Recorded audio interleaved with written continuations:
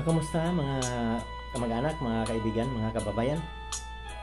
Ang pag-usapan natin, mabilisan lang ito pero dapat laging handa. Yan ang pamagat nating video. Mga kababayan ha, kaya sinambit ko yung mga kababayan. Baka sa kabisi natin sa paghanda sa Kapaskuhan, nalimutan natin na manood ng balita. Makinig ng balita palagi. Ayan, may bagyo pong darating. Diyan sa bandang Mindanao, Visayas, ingat po lahat dyan. Pati na sa Manila, lahat dapat buong Pilipinas mag-ingat sa mga sakuna. Ayan na sinasabi ng Panginoon na pagka ang tao kumilos ka, tutulungan kita. Kasi kung hindi natin tulungan ang ating sarili, hindi tayo kumilos, kung kagaya niyan, hindi tayo makibalita, malamang hindi tayo matulungan ng Diyos. Ganun po ang utos ng Panginoon. Dapat maging alerto. Ngayon na may bagyong kabayan.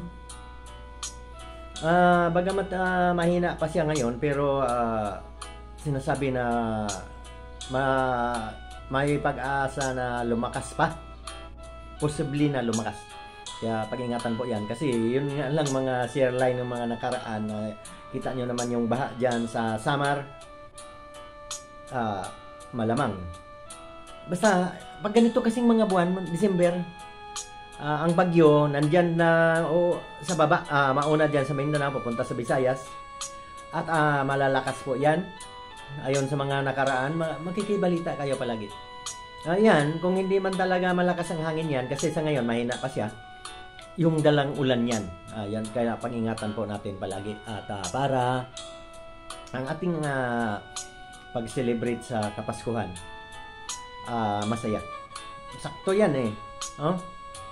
Yung malapit na yata ngayon dyan sa Surigao. Ingat po dyan ha. Dyan malapit dyan, Dinagat Island. Mag-ingat po lahat. Basta lahat na. Visayas, Mindanao at ang Luzon, mag-ingat din. Kasi kung malawak ang abutin ng mga ulan yan. Yun kasi ang aking channel. Kahit na nakakaboring, wala masyadong manood. Pero kung makakapanood kayo palagi, wala akong sinasayang na oras dito. Puro pagpapayo, pangkabuhayan. Kung minsan naman, mayroon ding mga ano din minsan, pampasaya. May mga awitin. Yan lang po at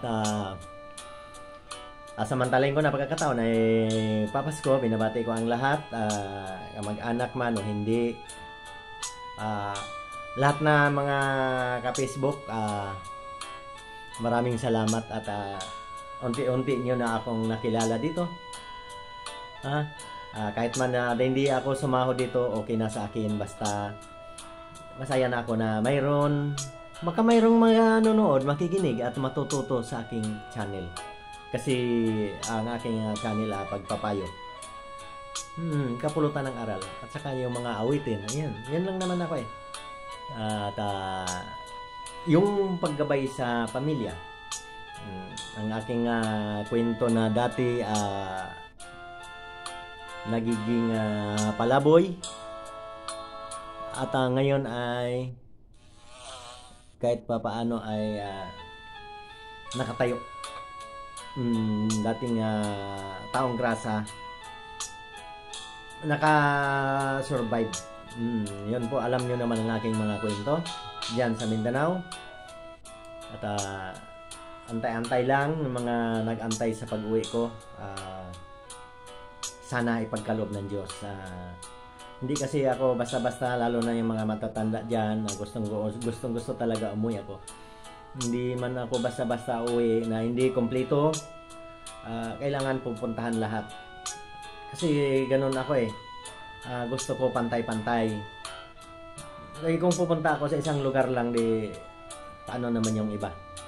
Ganun po nga aking ugali eh. Saka pasensya na rin kayo kasi nagkaroon din po ako ng trauma doon sa mga nangyari na yun. Parang nagkaroon ako ng nervous breakdown. Ang katunayan niya yan, si Bunso, si Wilfredo, nagkita kami ng personal. at sila si Merlina. Siguro baka naisip nila na parang nag-iba ang aking ugali. Doon po yan, na-trauma po ako nung ako'y naglayas at marami pong problema dinaanan at akala ko nga hanggang doon na lang ang buhay ko at ang aking kakampi nung araw na yon, ang Diyos na lang, panahingi ko sa kanya ng tulong at salamat, tinulungan niya ako. Pasensya na kayo ha, binabati ko sa Bohol ha. Pasensya na kayo dyan sa Mindanao, Cebu, Mindanao, bakit hindi pa ako nakauwi dyan. Mas nakauna pa ako pumunta ng Bohol. Yun po kasi ng aking may bahay, taga Bohol. Kumusta po dyan sa Bohol ha? Aking biyanan dyan, si Clemente Tambis, si Mama Carmen. Sila po kasi yung nagiging daan na ako makatayo muli.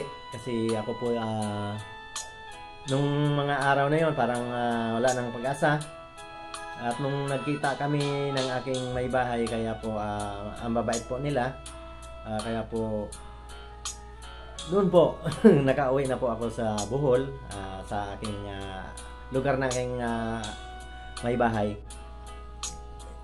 Siyempre susunod ko rin yung Cebu at saka Mindanao. Antay-antay lang po, pasensya na lang muna at hindi naman kayo malulungkot yan at lagi naman tayo nakikita dito sa Facebook. Kung manonood kayo sa aking video, kung gusto ninyo. Hindi naman kasi ako namimilit. Hindi ako kagaya ng iba na, oy, i-follow nyo ako, mag-like kayo, mag-heart kayo sa aking mga video. Sa akin, kung sino lang yung may gusto at dapat pahalagahan nyo kung ano yung mga sinasabi ko. Kasi yun po magagamit po ninyo sa inyong buhay sa araw-araw. Hindi po ako masyado nagjo-joke dito eh. Minsan-minsan lang. Kasi hindi ko po gagawin joke ang aking buhay. Ang ating buhay dapat seryoso, diretso at laging magsikap at magdasal para magtagumpay. Hanggang dito na lang. Maraming salamat. Merry Christmas in advance. Ingat po ha. Ingat po tayo sa Bagyong Kabayan ha. Ingat po. Ingat.